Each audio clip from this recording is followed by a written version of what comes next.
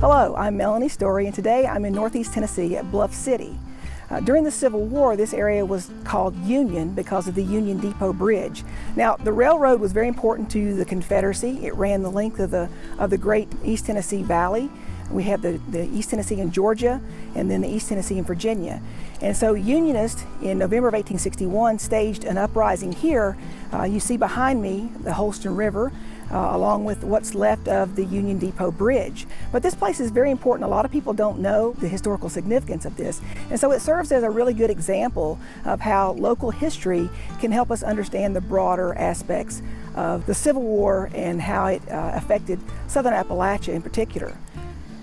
So in June 1861, Tennessee voted to join the Confederacy, despite the fact that East Tennesseans voted almost 2-1 against secession. They wanted to stay in the Union.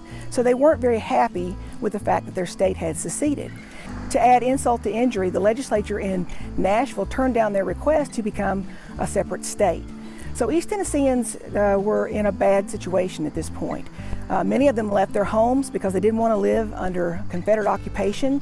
Others went to Kentucky and they enlisted in the Union Army. But many more stayed here in the region, and they fought back against the Confederacy, and that's what the November 1861 uprising was all about. So strategically, East Tennessee was of vital importance to the Confederacy. They really needed the rail line because it linked the lower South to the upper South, and when the Confederate capital is located in Richmond, it was a vital lifeline to the deep South. Also, East Tennessee was a fertile valley, and it provided needed livestock. Also, grains such as wheat and corn were needed to feed an army. So East Tennessee was very important to the success of the Confederate war effort. Unionists, however, wanted to strike a blow. They thought their rights were being taken away from them, and they became very angry when Confederate leadership assigned General Felix Zollicoffer to the region. Now, Felix Zollicoffer was a Tennessean. He was a native Middle Tennessean. He had no military experience whatsoever. He was a newspaperman prior to the war. And so he comes into East Tennessee and makes his headquarters, and he feels like that leniency is the best way to deal with a hostile population.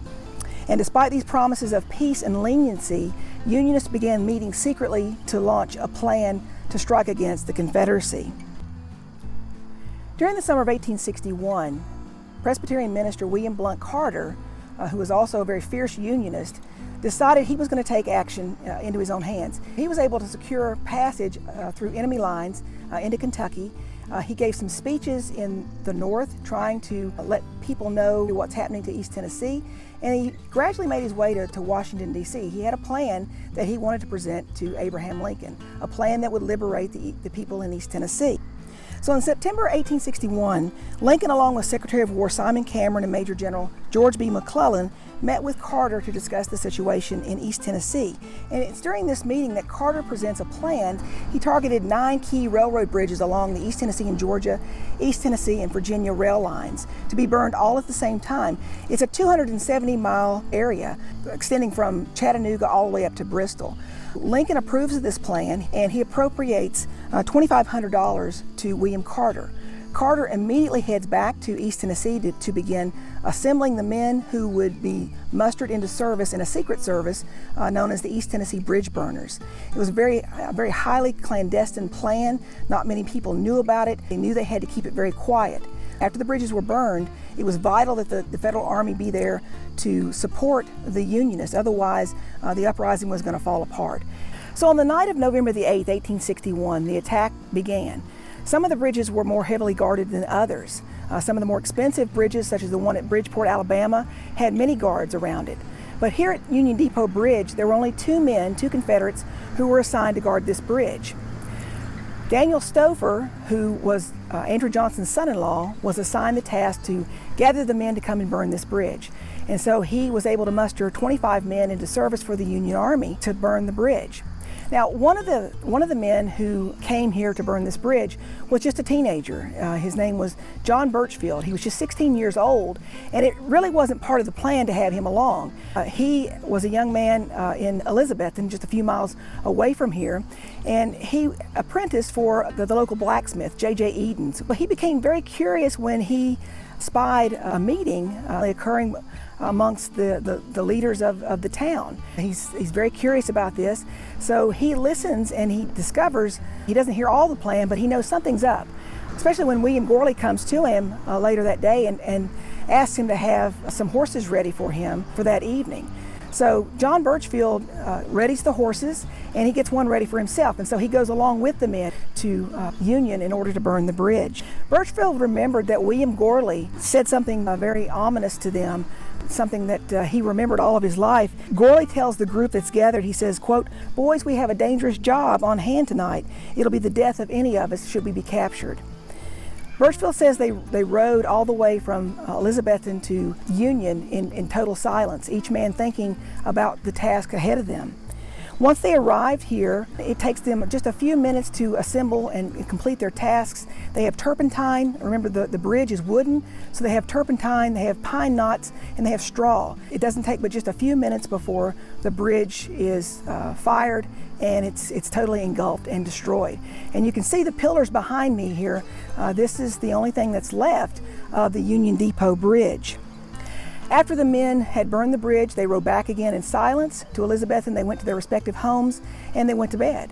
The next morning, John Birchfield said that he awoke and he pretended as if he knew nothing about the news that was spreading like wildfire through the town about the bridges being burned.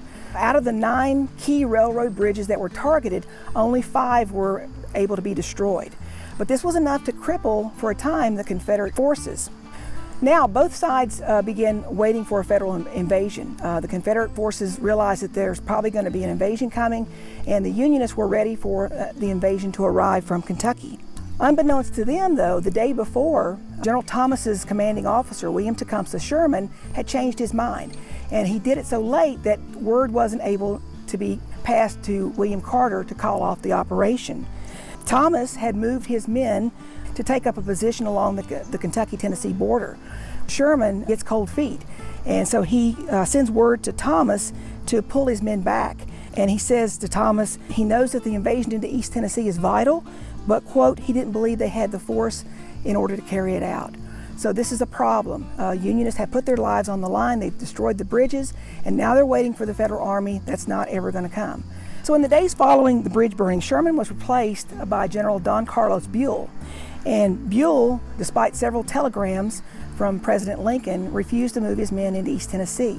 In fact, one of the telegrams that Lincoln sends to Buell, he's asking, has arms gone forward to East Tennessee? Because he fears that our Unionist friends are being hanged and driven to despair. And he wasn't wrong in that at all. Confederate Secretary of War Judah P. Benjamin wasted no time in punishing Unionists. In fact, he ordered all bridge burners, quote, to be tried summarily by drumhead court-martial and if found guilty, executed on sight by hanging. He also added it would be well to leave their bodies hanging in the vicinity of the burned bridges. Unionists not directly involved with the actual burning of the bridges were to be treated as, quote, prisoners of war and sent with an armed guard to Tuscaloosa, Alabama. As a result of this zero-tolerance policy, hundreds of Unionists were arrested and 5 were actually hanged for their part in the bridge burning. No one was executed for the burning here at Union Depot Bridge, but many arrests were made. Daniel Ellis, who was a native of Carter County and he was a wagon maker by trade, was one of the men who took part in this bridge burning. And after the incident, Ellis returned home, but there was a company of Confederate men waiting for him, waiting to arrest him. And once he was identified as a bridge burner, he said the men became almost bloodthirsty in trying to kill him. He took off into the woods, bullets whizzing by his head. Miraculously, he wasn't hit. Ellis, like many others, will head to the mountains and they will hide out there for nearly 6 weeks, hoping that the so-called Yankees would soon come to their relief, is what he wrote. It was not to be, obviously, and it would take until 1863 when Burnside would bring the Federal Army into Knoxville before East Tennessee would be liberated from Confederate control. So until very recently, this story about the Union Depot Bridge was pretty much unknown. People didn't know about the heroism of William Carter and the bridge burners. Civil War Trails was started in 1994 as just basically a group of historians who came together who wanted to link the important sites of Robert E. Lee's retreat from Petersburg to Appomattox. And since that time, it's grown into an organization that thrives to put visitors in the paths and the actual footsteps of those people who came before them. ordinary people, essentially, like the ordinary people who came here to perform an extraordinary task in fighting for their freedoms. When there's a local interest, Civil War Trails begins the process by bringing in local historians and descendants of people who were involved in this particular historical event. Their aim is not commemoration or memorialization, but their aim is interpretation of events and of people and places significant in a challenging time in our nation's history. Today, this tourism program has visitor guide networks across 6 states with more than 1,200 signs that are marked by a red bugle. And you can see, if you pay attention as you're driving along in the southeast in particular, you can see these Civil War signs along the road directing you to a Civil War Trails site.